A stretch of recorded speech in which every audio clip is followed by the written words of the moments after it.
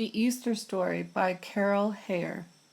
At Easter time, we think of fresh new grass and baby animals and warm golden sunshine. We think of baskets full of candy and brilliantly colored eggs. But most of all, at Easter time, we think about Jesus and all that he did for us. Jesus was born in a manger in Bethlehem on the first Christmas day. A great star shone in the sky above the stable, and its sparkling light led shepherds and great kings alike to baby Jesus. They brought gifts and knelt to worship the newborn child, the Son of God. Many, many years before, the prophets had foretold that his birth would take place and that God's Son would save the world. When Jesus grew to be a man, he traveled across the country, healing the sick and the lame and teaching about God. Everywhere Jesus went, people gathered to hear him speak, and little children flocked around him because he greeted them with love and kindness. When the time came for Jesus to fulfill the teachings of the early prophets, he journeyed to the city of Jerusalem with his closest followers, the disciples. Jesus rode into the city on a little donkey, and people lined the streets to see him. They laid palm branches on the ground to make a soft carpet for his donkey's feet.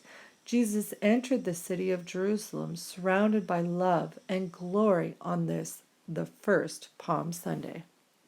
Upon his entry into Jerusalem, Jesus went straight to the temple, where he expected to find people worshiping. Instead, he found merchants buying and selling and trying to make money. Jesus was so angry that he threw the money boxes into the air and chased the merchants away. Then Jesus entered the temple to teach and to pray. The leaders of the temple saw this and saw the crowd draw closer to hear Jesus' teachings, and they began to turn against him. Inside the temple, Jesus told wonderful stories called parables and debated the law with the chief priests and the elders of the temple. The leaders of the temple did not like to see the people listening so closely to Jesus, so they asked him questions and tried to trick him into saying something wrong. When asked what was the greatest commandment of all, Jesus answered, "Love God with all your heart, and this I will give you as a new commandment. Love your neighbors as yourself."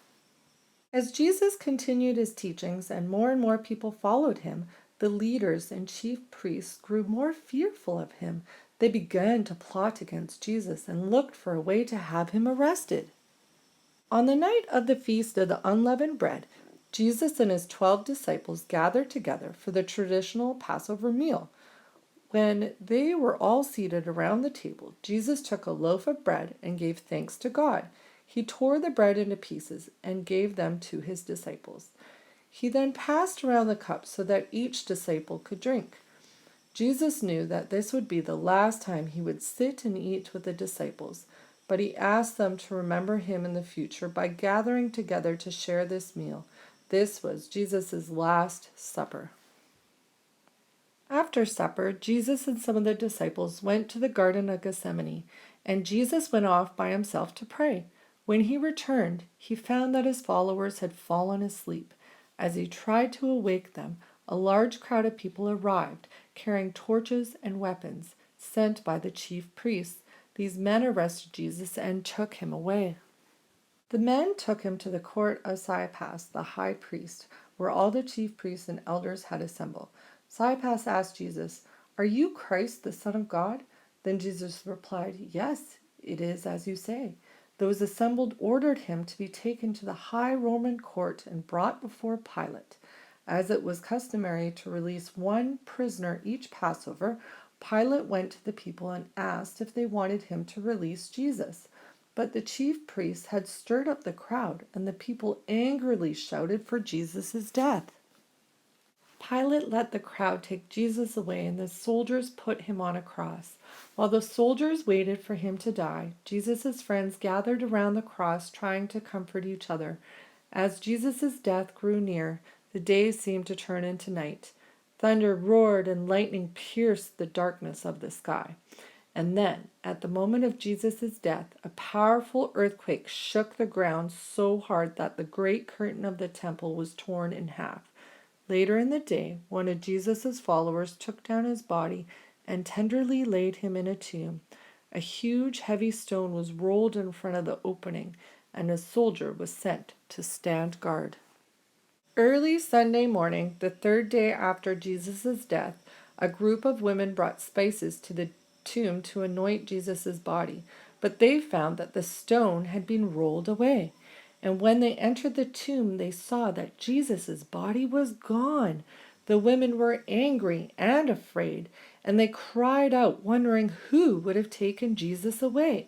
Suddenly, a man dressed all in white appeared. He asked the women, "Why do you look for the living among the dead? He is not here. He is risen." The women ran to tell the disciples of the disappearance of Jesus' body. When they heard the news, two of the disciples returned to the tomb with one of the women, Mary Magdalene. They entered the tomb and found strips of linen laying on the ground and the burial clothes folded neatly nearby. The disciples left the tomb feeling sad and afraid because Jesus had been taken away. Mary Magdalene remained alone outside the tomb weeping. As she sobbed, she heard a man's voice ask her, "Why do you cry?" Not looking up, she replied, "Sir, if you have taken Jesus away, please tell me where you have put him." Then the man said, "Mary," and she lifted her head to see Jesus standing before her. Jesus was alive and talking to her. Mary ran to tell the disciples, who rejoiced to know that Jesus was risen. When Jesus met once more with his friends, he said to them, "Go throughout the whole world, tell all the people what you have seen and heard, and remember, wherever you go, I will be there with you, even until the end of time." This is why Christians celebrate Easter. We remember that Jesus gave up his life because he loved us.